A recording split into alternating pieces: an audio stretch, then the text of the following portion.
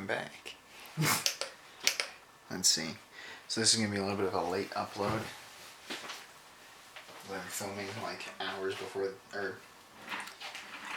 before it is officially almost too late to upload this, if that makes sense. This was supposed to be going out at midnight last evening. So instead it'll be going up at 9 this evening. This is the Blood Python update. I'm actually being kind of nervous about this, I'm not gonna lie. Not because I think that blood pythons are bad or scary now. It's just since I have incurred my hand injury and I've noticed it's much easier for my hand to get injured. I've been a lot more iffy about handling things that could bite my hand. But I also really love my blood python, so any bites that are incurred during this video will be a learning experience. Part of me hopes I get bit so that I know what it feels like. And then I also kind of deserve it because I really have not been handling all of my animals nearly as much as I should be. It's been a rough time to say the least. Because I've lost a few more snakes due to crypto, so thought it was done. Hasn't quite been yet, but I'm going to be getting all my snakes tested once I get back from Florida. I'm just debating on when I'm going to upload that video within the schedule parameters. I'm also going to actually have to learn how to edit for the next video to keep potentially contaminated snake and non-contaminated snakes from touching each other and stuff like that. But I'll figure something out. But nonetheless, I also would like to say before I start this, I'm almost at 100 subs. That's pretty cool. This started a year and a half ago ish. No, 2 years and 2 months ago. Purely just because I was finally going to take an actual reptile related vacation. One of the few vacations I've ever actually had the pleasure of going on, and it just means a lot, I guess, that people even tune in and watch these and like the content enough to continue to follow it. So it means a lot. I do have a couple different sub goal videos. One's going to be at 100 and the other's going to be at 150. We're 10 away from 100, so I'm actually really surprised and excited about that, especially since I don't really try to get clickbaity thumbnails or anything like that, and I really try to avoid clickbait titles. So I'm impressed. I feel like I've earned this without having to lie about things. But it's 3.5 minutes in. I know what you guys are here for. You're here for the blood python, not me reminiscing. So that's going to be for another time. But so oh, you can't even really see it on there. I have one of my shirts in here. There's a trick that my mom's been using with her blood python that she got from Rob Christensen from Nerd. I think his last name's Christensen. I hope I remember that correctly. I'm really tired. I just wanted to mention that. I'm only running on like 4 or 5 hours of sleep at most. Had a long shift today, and then I came home and took like a 100 and something problem, or 100 and something question bio quiz, so I'm mentally very fatigued. But this was a tactic so that they get used to your smell. Any smells that are unique to you, so that way when you're handling them they'll be accustomed. I'm a little concerned because I didn't take a shower after work, so I don't know if I'm going to smell weird from that, if that's going to ruin this whole experiment or not. We'll see. That will be a learning experience. Vega was hissing a little bit prior, but it might also be due to the fact that I haven't had her out in a while. Alright, Vega baby, how are you doing? just realized you guys can't really, from up there, you can't really see Vega. So what I'll do is, hey Vega, don't worry, I'm not doing anything weird, I promise. Hi. Yeah, you can retreat back into the shirt. It is A-okay with me. I'm trying to figure out, sorry for the close-up on my face. I'm just trying to figure out an optimal camera position. Oh, I'd say that works well. If I zoom out a little. There, that should work. She is fully retreated into my shirt here. I'm just gonna let her know I'm here.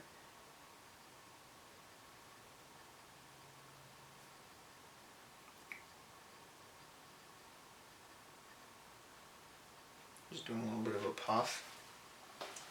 I'm a little less arrogant now about, you know, handling her and stuff. I will admit, I was pretty cocky, pretty arrogant. Gotta get this out of here.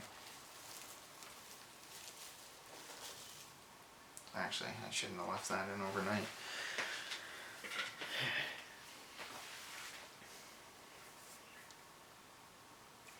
Okay, so how do I want to approach this?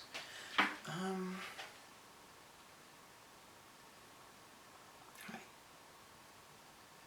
Hi. I wonder if she realizes. Hi.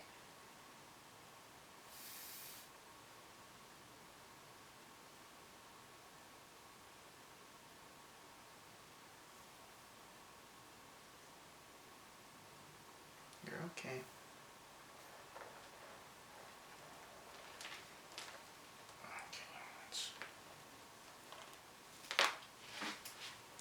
Okay.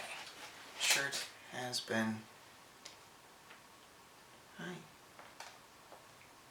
Hi. Yeah. See, you're all good. You're okay. Oh, that's your little tail. Okay, let's. Because I don't want to move her too much to unsettle her unintentionally. So I will just re-angle the camera. So yeah, that should be good. Desk is fully in view. I'm trying to figure out what her noggin is so I don't surprise her. Is that your little... Oh, that's your little face right there. Okay. So... I'm just going to turn her this way in case she does, you know, get spooked. She's not going to be directly aimed towards me. But, hi Vega baby, how are you? Yeah, hi. I'll admit, my friend Ray has quite some balls in my opinion, because she just full on massages the cheeks of her blood pythons, and I aspire to eventually have that level of confidence.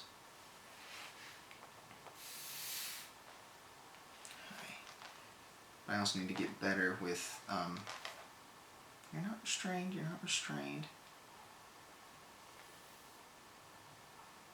Yeah, you're little. Oh. Really trying to tell what she's trying to do here. Yeah, there.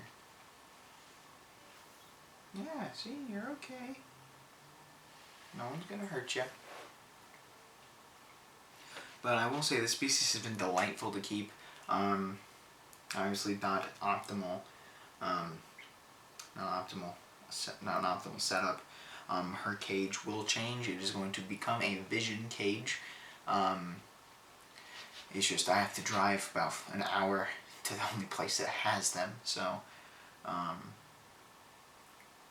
and it has been a very slow process upgrading snakes because I've been afraid of upgrading them just for me to get crypto inside of those cages.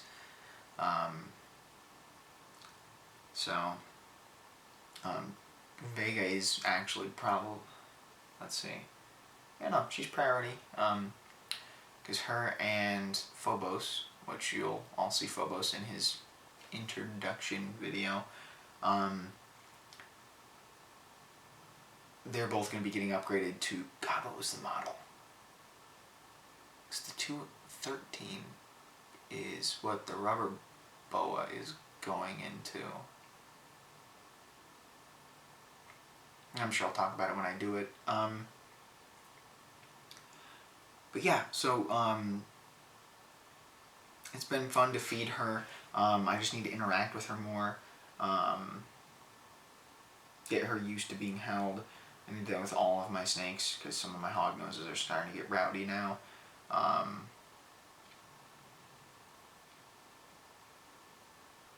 Yeah, it's been a fun experience.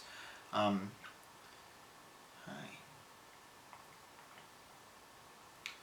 need to get her something to soak in tonight, I think, because I am trying to get all of them prepped and to be good for when I'm in Florida. So she'll be getting fed twice this week. Small meals, of course, and a lot of water. Lots and lots of water.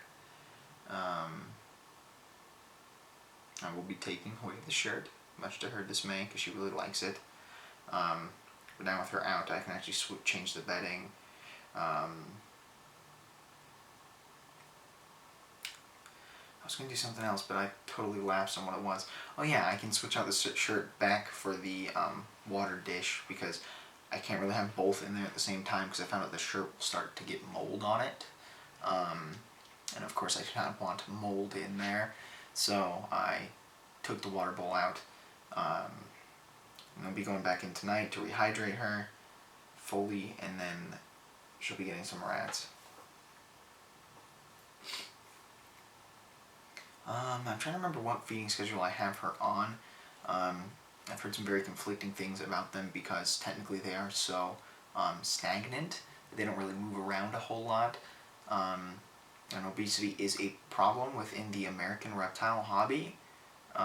So I'm trying to not get her obese, and I'm trying to not power feed her, but I'm still working on trying to figure out what's a good feeding rate. But I usually feed her one small rat every other week. But I'm starting to think that maybe I should go to 2 small rats every other week or something like that, or just once a week. Would probably be a little bit better for her, because she was on that diet at one point and she was growing much faster. I was just afraid I was power feeding. So I'm going to contact a couple of friends that I have that keep them, and just ask for critiques on my care, so that way I can improve. Still have yet to be bit, surprisingly. Came kind of close when she escaped from my bathtub. Hi. You're okay. But so if you notice, I'm trying to move slowly to some extent when I'm approaching, and letting her know that I'm here and that I'm not a threat, obviously, because I think that is part of the disconnect when people approach their blood pythons.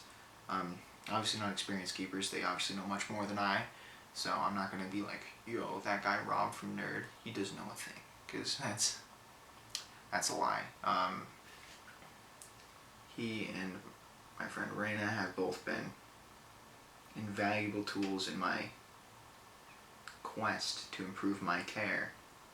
God, she's just so pretty.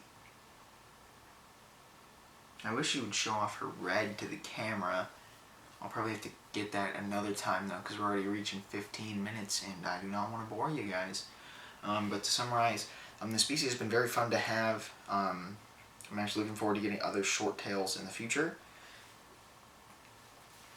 3 short tail species. That will be a video that is coming up for me to film, but I think for you guys it is going to be out in November. So for me, not so much. I still have to film it. Of course, she's going to be out. She's the only short tail I got. But there are 3 species. I'll go more over that in that video. But I'm looking forward to actually having them at some point. Can't wait for her to get full grown to be a big, gorthy meatball snake. Because they're just goofy. They're fun. It's a very interesting species to have, as you can hear all the puffing. that is just vocalization. That is something that blood pythons do. Not a whole lot of other snakes do that in the same aspect that these guys will. And it's just been an interesting thing to get accustomed to, because just because she's huffing and puffing does not mean she's angry. And I think that is where a lot of the disconnect for reptile keepers have with these snakes and the other short tails, is that they will make sounds that traditionally are taken as animals that are in a stressed or agitated state. So, of course, blood pythons will hiss to let you know, hey, I'm not messing around, but a lot of it also has to do with their tongue flicks. I want to say that I've been told that the longer the tongue flick, the worse off it is. I'm just petting her through the shirt.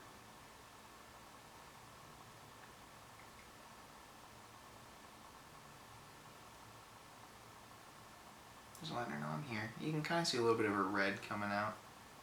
But, oh, yeah, she wants to stay hidden.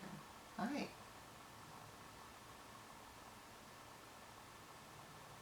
You're shy today. But, oh, it's already 16 and a half. See, sometimes I could just go on and on talking. It's a problem I got, so I think I will end the video here. Yeah, just an update. She's grown, I think, an extra couple inches since that video was filmed, that first one. 2 to 3. Of course, this is not an optimal setup. Don't mimic this if you're wanting to keep them long term. This is purely just because as a baby, this was fine for her, and fine does not mean good. It just means keeping them alive. I've been redefining my care qualifications as of late, so I'm going to be talking about that at some point soon. But just because I have this particular setup does not mean you should try it or mimic it. This is more like a bare minimum setup, and just because it's bare minimum and it can keep the animal alive does not mean that the animal is doing exceptionally well, which is what I'm shooting for. So that's why I'm upgrading her to a vision cage. I just don't have that to show. So,